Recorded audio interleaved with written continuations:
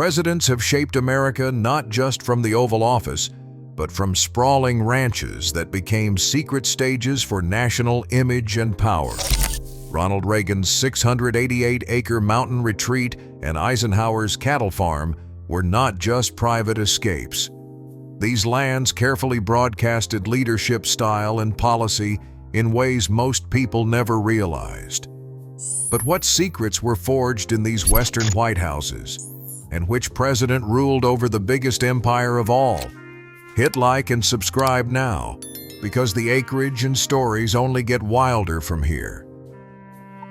High in the Santa Ynez Mountains, a rugged property of 688 acres played a surprising role in presidential image-making. What scenes were staged here, and which world leaders walked its sun-bleached porches? Stay with this story to the end to hear an unexpected detail about how a private ranch became a public symbol. If you enjoyed this deep dive, please like and subscribe.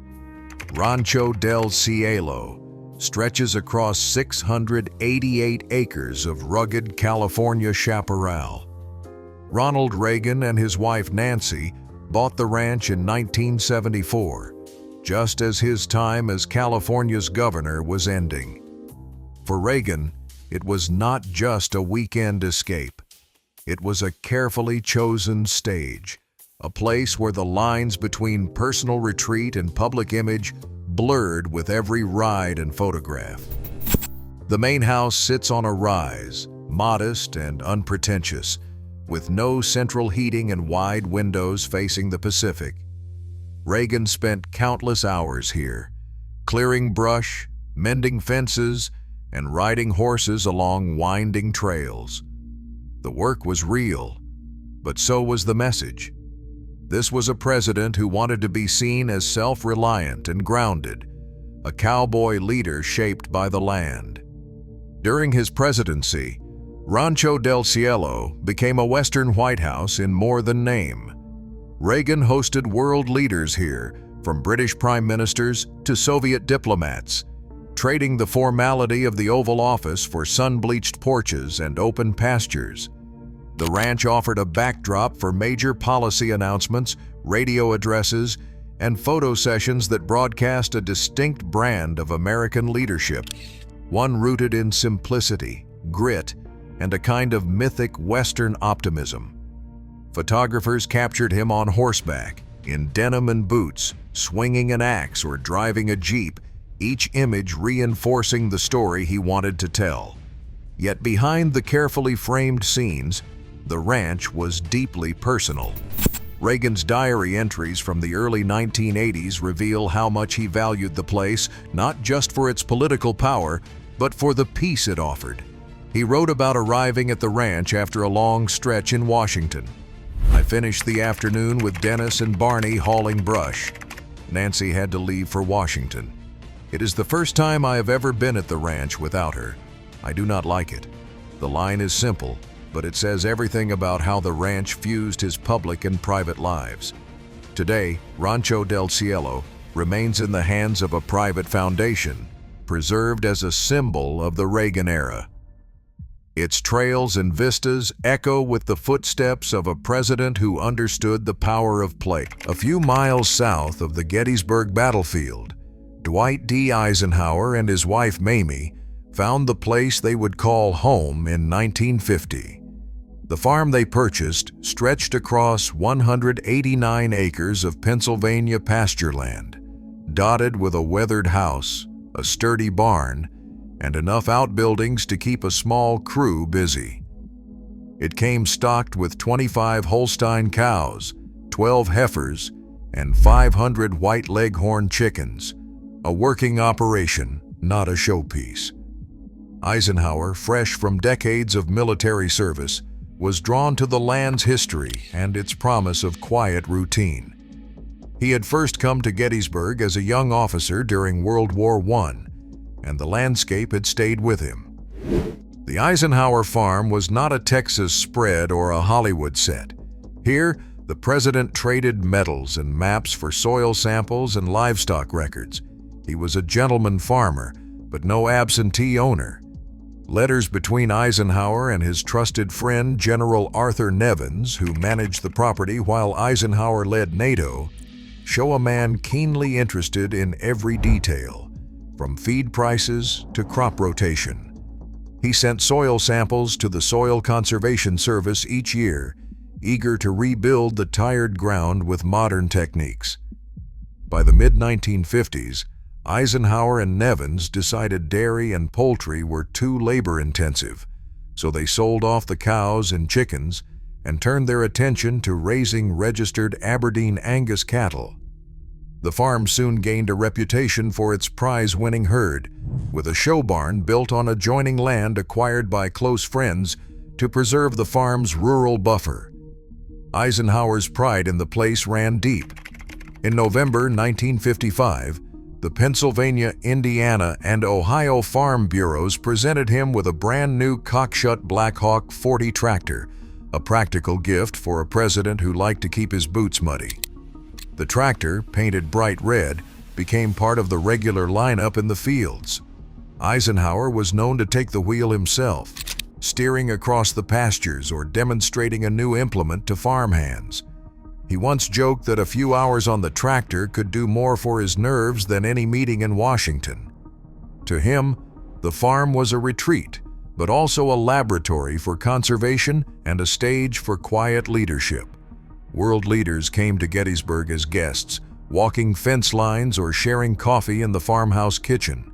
Churchill, de Gaulle, and Khrushchev all visited, drawn by the plain-spoken hospitality of a president who could talk cattle as easily as Cold War strategy. The National Park Service now preserves the Eisenhower farm as a historic site, its fields and barns much as they were in the 1950s, a living reminder that, for one general-turned-president, the rhythms of farm life offered a steadier kind of command. This is the story of a modern presidential ranch that doubled as a private retreat and a national command post. Prairie Chapel Ranch looks ordinary from the road, but inside it held a man-made lake, tight security, and meetings that shaped history. How did a former turkey and swine farm become a stage for presidents and prime ministers? Stay until the end to hear one surprising moment from this Texas retreat. If you enjoy this deep dive, please like and subscribe. In central Texas, just outside the small town of Crawford, a stretch of rolling pasture and mesquite marks the boundary of Prairie Chapel Ranch. George W. Bush acquired the land in 1999, well before his presidency began, purchasing 1,583 acres from the Engelbrecht family. The ranch had been a turkey and swine operation, but Bush saw something different in the open fields and quiet creeks, a place to build both a home and a command post for a new era. After the election, construction crews moved in. The main house was designed for privacy and security, set low into the landscape and surrounded by native grasses. An 11-acre pond, carved from the clay, became the centerpiece, stocked with largemouth bass and baitfish, a nod to Bush's love of fishing and the Texas outdoors. The president often joked that his best moment in office was pulling a 7.5-pound bass from that lake, a story that echoed through press briefings and late-night conversations alike. But Prairie Chapel Ranch was more than a personal retreat. In the wake of the attacks of September 11, the property took on a new role. Security hardened overnight. Secret Service checkpoints appeared on approach roads. Helicopters shuttled in and out, and the press pool was kept at a careful distance. The ranch became a stage for diplomacy, hosting world leaders like Vladimir Putin and Tony Blair. Here, beneath the Texas sun, Bush walked with his guests across the open ground, trading the formality of Washington for the informality of boots and blue jeans. Decisions about war and peace were discussed over barbecue and iced tea, with the quiet of the countryside serving as both shield and symbol. The press dubbed it the Western White House, but for Bush, the ranch was also a place to work the land. He cleared brush, repaired fences, and rode his mountain bike along dusty trails. Local environmental groups sometimes criticized the construction of the artificial lake and the extensive brush clearing, raising questions about water use and habitat. Supporters countered that the land had been overgrown and neglected, and that Bush was restoring it to a healthier balance, an argument that mirrored broader debates about conservation and private land use across the country. Unlike many presidential retreats, Prairie Chapel Ranch remains private, its gates closed to the public even after Bush left office. The property stands as a modern blend of sanctuary and stage, where the boundaries between personal refuge, political theater, and national command post are as fluid as the waters of its man-made. Imagine a Western White House, where policy met pasture and private life mixed with public power under a vast Texas sky. Stay with me. There are surprises about how a ranch became a stage for national decisions and why this one changed the way presidents used the land. If you like this journey through presidential ranches, please like and subscribe. Under the wide Texas sky, more than 2,700 acres of hill country pasture and oak groves once formed the working heart of Lyndon B. Johnson's world. The LBJ Ranch, just west of Stonewall, was never just a family homestead. It was a living theater of power, persuasion, and spectacle. Johnson's roots ran deep there. As a boy, he spent long summers on his Uncle Clarence Martin's ranch, learning the rhythms of cattle drives and the hard lessons of drought. Decades later, he began piecing together his own domain, buying up neighboring parcels until the property stretched beyond the bends of the Pedernales River. By the time Johnson became president, the ranch had evolved into a full-scale operation, with herds of Hereford cattle, hayfields, and a show barn built for both business and display. The barn was not just for livestock auctions, it became a set piece for political drama. Johnson loved to sweep guests, cabinet secretaries, foreign dignitaries, and skeptical reporters into his white Lincoln Continental and tear down dusty ranch roads at breakneck speed. The tour always paused at the show barn, where Johnson would boast, "That is where the cattle go out and the money comes in." For visitors, the message was unmistakable. Here was a president who understood the land, the markets, and the people who worked them. The ranch's scale let Johnson stage his own brand of politics. He was famous for the so-called Johnson treatment, that towering, physical presence, the lean-in, relentless persuasion.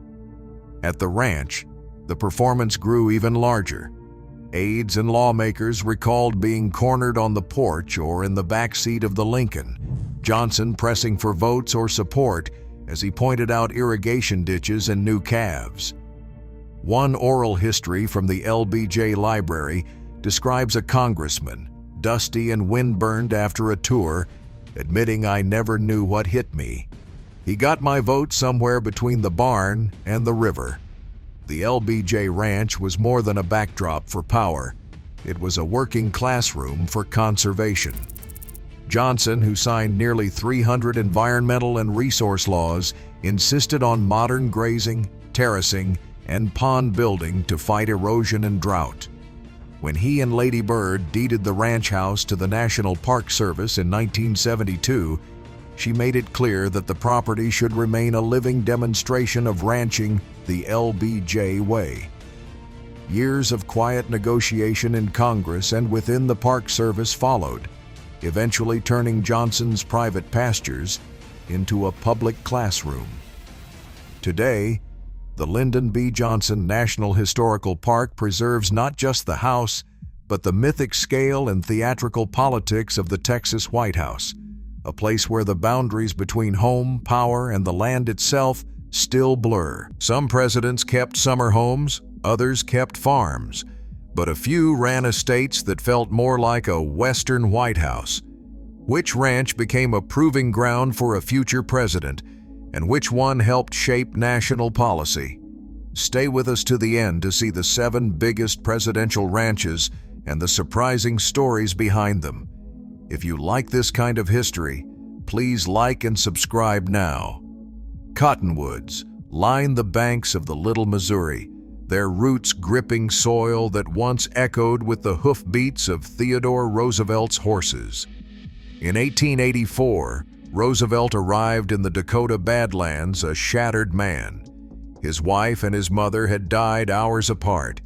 He came seeking distance and distraction, but he found a crucible. At Elkhorn Ranch, he traded New York privilege for the raw uncertainty of frontier life. The headquarters cabin stood on open range. By local custom, Roosevelt and his partners grazed cattle across tens of thousands of acres, but only a slender 218-acre stretch is protected today. Life here was anything but romantic. Winters could kill half a herd.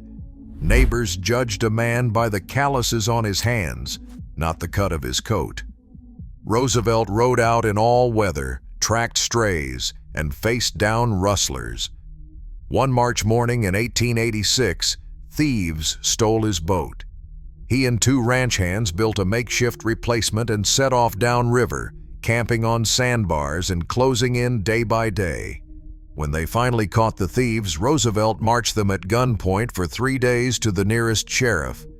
He later wrote about the chase in Ranch Life and the Hunting Trail, recounting the cold, the hunger, and the hard choices that shaped him. The Elkhorn years did more than toughen Roosevelt's body. They sharpened his sense of what land could endure. He watched overgrazed pastures turn to dust, saw game vanish, and understood firsthand the cost of careless use. Decades later, as president, he would protect more than 230 million acres for future generations. The Elkhorn site now sits as a quiet unit of Theodore Roosevelt National Park, and it holds only a fragment of the old range. But in those cottonwoods and open grass, you can still sense the place where a president was forged by wind, by loss, and by the unyielding badlands. In the rolling hills of Bedford County, Virginia, Thomas Jefferson found a retreat both radical and deeply personal. Poplar Forest, inherited through his wife Martha in 1773, spanned 4,819 acres, a vast plantation worked by enslaved men, women, and children. At its heart stood something new in American architecture, a perfectly octagonal house designed and built by Jefferson himself. The structure was unlike anything else in the young nation, a private experiment in light, proportion, and geometry, set apart from the bustle of Monticello and the constant demands of public life. Jefferson came here 3 or 4 times a year, often staying for weeks. In an 1811 letter to Dr. Benjamin Rush, he described his time at Poplar Forest as the solitude of a hermit, a rare confession from a man usually surrounded by visitors and obligations. He kept a library of books at the retreat, wrote hundreds of letters, and used the quiet to think, read, and plan. Evenings would sometimes end with twilight walks on the flat roof, with the owls and bats, as he told his daughter, savoring the peace that Monticello could never offer. Yet this haven of tranquility was built on uneasy ground. Poplar Forest's serenity depended on the forced labor of nearly 100 enslaved people. Jefferson's pursuit of solitude and enlightenment was entwined with the daily realities of plantation life, an inescapable contradiction that shadows the beauty of the place. Family memories recall Poplar Forest as a rare space where Jefferson could carry on his favorite pursuits, but the landscape itself remembers more than one story. Today, the house stands restored, its walls echoing with the ambitions and contradictions of the man who sought refuge there. What if the White House wore boots? What if the places presidents owned were not just homes, but working laboratories, powerhouses, even symbols of a larger vision? Stay with us to the end to see how land and leadership mixed, and to learn one surprising detail about who owned the most land. If you enjoy this kind of history, please like and subscribe. On a mountaintop just outside Charlottesville, Thomas Jefferson shaped a world that was equal parts experiment and empire. Monticello began as a family inheritance, land from his father, Peter Jefferson. But over decades, it grew into a sprawling estate of nearly 5,000 acres. The plantations stretched across orchards, fields, and forests, all orbiting the domed house that Jefferson designed and redesigned for most of his adult life. Unlike the solitude he found at Poplar Forest, Monticello was a center of activity and ambition, an agricultural powerhouse, and a laboratory for Jefferson's restless curiosity. Every detail of the land was tracked. Jefferson kept meticulous farm books recording the weather, crop yields, and the daily labor of the hundreds of enslaved people who worked the fields. One entry in his garden notebook from 1809 lists 330 varieties of vegetables and 170 kinds of fruit, each planted, observed, and compared. He walked the grounds each morning, tasting new cultivars and debating methods with guests. Monticello's gardens became a proving ground for ideas that would ripple through American farming, from crop rotation to the introduction of new species brought back from diplomatic missions. The estate's size set it apart. At its peak, Monticello's lands included 4 satellite farms managed under Jefferson's direction, each with its own overseer, enslaved workforce, and specialized crops. The scale allowed for both abundance and innovation, but also depended on the forced labor of generations. Jefferson's vision of a self-sustaining republic took root here, but so did the contradictions at the heart of American life. Today, Monticello is preserved by the Thomas Jefferson Foundation. The core house and gardens are open to the public, but most of the original 5,000 acres have long since been divided, sold, or returned to forest. Visitors walk the same terraces Jefferson once paced, reading his notes and letters, glimpsing the mountaintop world that crowned his ambitions, and the ledger books that never let him forget the... Today, presidential land is more than private refuge. It is a calculated signal to the public, a backdrop for power and persona. As politics grows ever more performative, these vast estates remind us that image and influence still shape the office as much as law or policy. The stage may change, but the performance continues. Please subscribe and check out our other videos.